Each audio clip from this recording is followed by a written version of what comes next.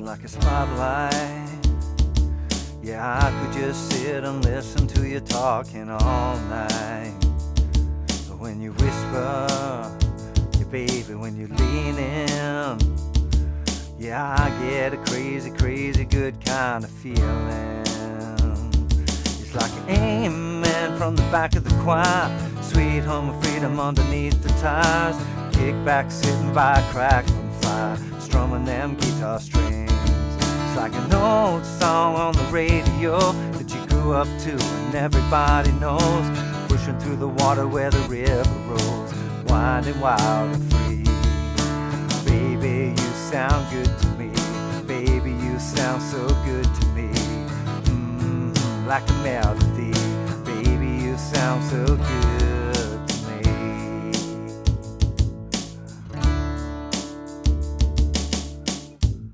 Hey, how you doing? Justin here. Today we are checking out Baby You Sound So Good to Me by Lucy Hale.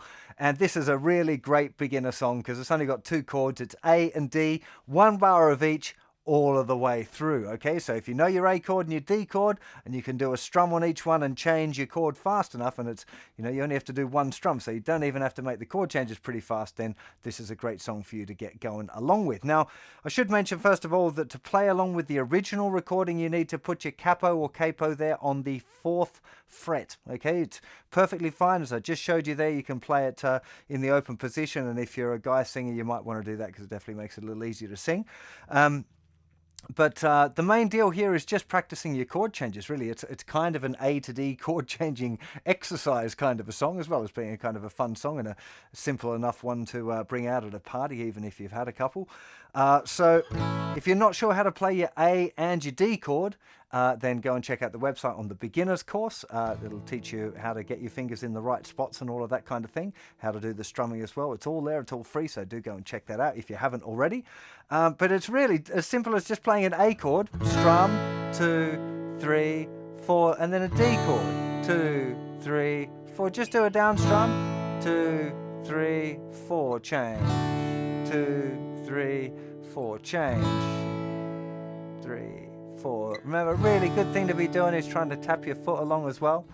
You know, it's not such an easy song if you want to sing, because some of the phrasing of the vocal is a little bit more complicated, but for playing and playing along with a recording or a backing track, which is, as you kind of saw there at the beginning, I'm using my JustinGuitar Beginner Song Course app, which is available for iOS and Android, and it's got a full backing thing. It'll also put the guitar strums in, and it'll put the melody in for you as well. Now, I didn't use that there because I was singing and playing guitar, so of course I muted that, but it's very simple to add that in later. So really, there's nothing more to it than just practicing going your A chord for the strum, 3, 4, D, 2, 3, 4, 1, 2, 3, 4, 2, 2, 3, 4. Remembering that you're using your first finger there as an anchor.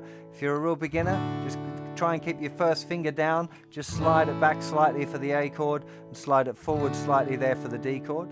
If you can, I'd recommend trying to get used to this hand moving for the 4 down strums, even though if you're not playing them. So just down, 2, 3, 4, strum, 2, 3, 4. You don't really have to, but I think it's a good idea to get into the habit of this hand moving nice and consistently, because that's kind of the key for rhythm guitar, is keeping that hand moving evenly. Okay, that's probably the biggest hurdle most beginners have, is trying to train that hand up to move nice and evenly, and particularly doing the down strum with your foot. If you're tapping your foot, your down strum with your hand and your foot tap should be happening at exactly the same time. So first step would definitely be just being able to do that, and the next thing along would either be playing along with the app, with a backing track, or with the original recording. Remember, if you're playing with the original recording, you need to put your capo there at the 4th fret. Okay, so if I just take it back to the beginning of the song now on the app there, and I'll put in, first of all, I'll add the guitar back in, so just simple strums, and the vocals I'll add in as well on a rock organ or something like that. That'll sound pretty funky. Close it back to the start, and I'll just play it just so you hear what's going on. It gives you a 4-beat count in, so 2, 1. 2, 3, 4, strum, 2, 3, 4, strum on the A, and then onto the D, strum, 2, 3, 4. And now you can hear that little melody being taken over as well.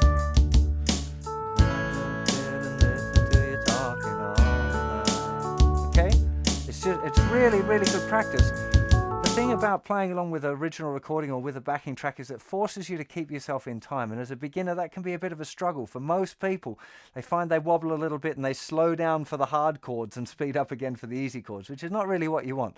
If you're going to expect people to dance to it, or you want that kind of good feeling yourself, even if you're not performing, it's really about that rhythm. You know, rhythm's the most important aspect of playing guitar. It's far more important than getting your chords clean, okay? It's getting a solid rhythm. So having something to play along with that's going to help you work on your timing is really, really, really useful. So I can't recommend it highly enough. Good thing about these kind of apps with the backing track stuff as well is that it plays the melody for you. So if you don't fancy singing, or you can't sing, or you're not into singing, or you just want to focus on the guitar, you kind of know where you are in the song because the melody's giving you those, you know, the clues to being able to play along. So I think that's a pretty big deal. I really think that you want to check it out. It's free to check it out as well. So there'll be links in the description to where you can do that. Now I should mention as well that once you get beyond just doing the simple strum, if you want to play the strumming pattern like the original recording, it's a little bit more complicated. It's actually 16th note strumming on the original recording. And I'm going to show you that pattern now, but I'd also encourage you to experiment as much as you can because there's not really any set rule of what one you have to do. A few patterns that you might like to try out in a way of kind of working up to the authentic strumming pattern would be doing something maybe like a 1, 2, 3, and 4. 1, 2, 3, and 4. That's down, down, down, up, down. You can really play lots of different ones, but that's a nice kind of bridging one. 3 and 4.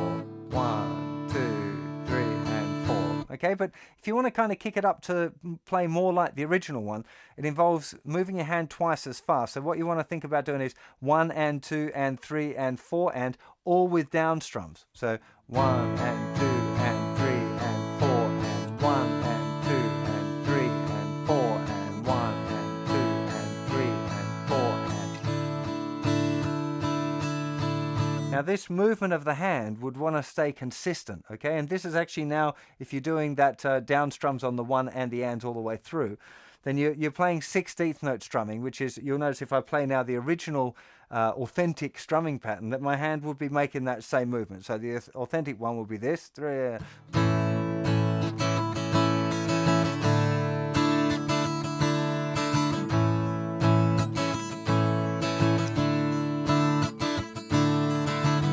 Okay, so you can see it's a little bit more complicated, but the hand is still moving consistently, and that's the big deal for beginner guitar players. Now, the pattern, the authentic one, is 1, 2 E and up, 3 E and 4 E and 1, 2 E and up, 3 E and 4 E and down, down, up, up, down, up, down, up, down, down, up, up, down, up, down, up.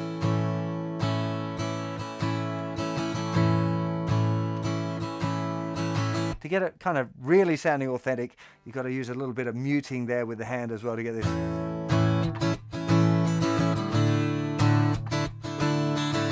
So sometimes I'm letting my hand fall on the strings, but that's way more advanced for a beginner guitar player. I don't suggest you go there.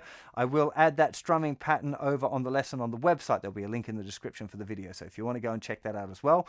But of course, you can use that strumming pattern along with the backing track as well. You're not restricted to only play the strumming that you hear on the backing track. It's a great idea to be experimenting with different patterns, and that would be the authentic one that you might like to try out. Really, really great song for beginners because it's one of those ones that really grows. You can start with just playing real simple, just one strum on each chord, play along with the backing track, just work on it, make sure you're getting your time nice. As you feel a bit more confident, you can start changing up the strumming patterns a little bit.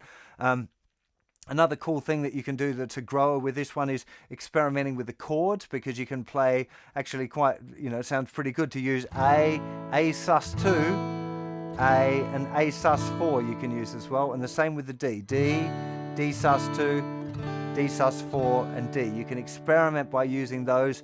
In fact, what I'm kind of doing at the beginning there, if I was playing this song in a acoustic covers band or something, I'd be trying to play the little melody that's played by the violin at the beginning of this.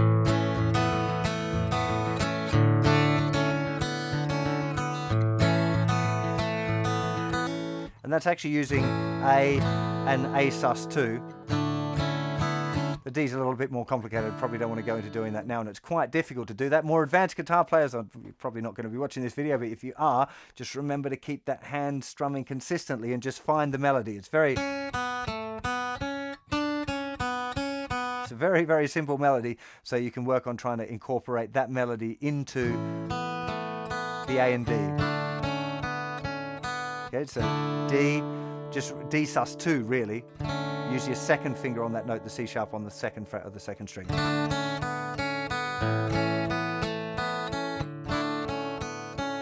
It's really nice. They're kind of more fancy things, but again, that's the good thing about some of these simple tunes, you know, that they can start so simple and grow really into things that are actually pretty tricky to do. So hopefully you'll enjoy the journey and stick around with me for a few years until you can go from your complete beginner stuff into trying out some of these more fancy ideas. So look, I really hope you dig this lesson.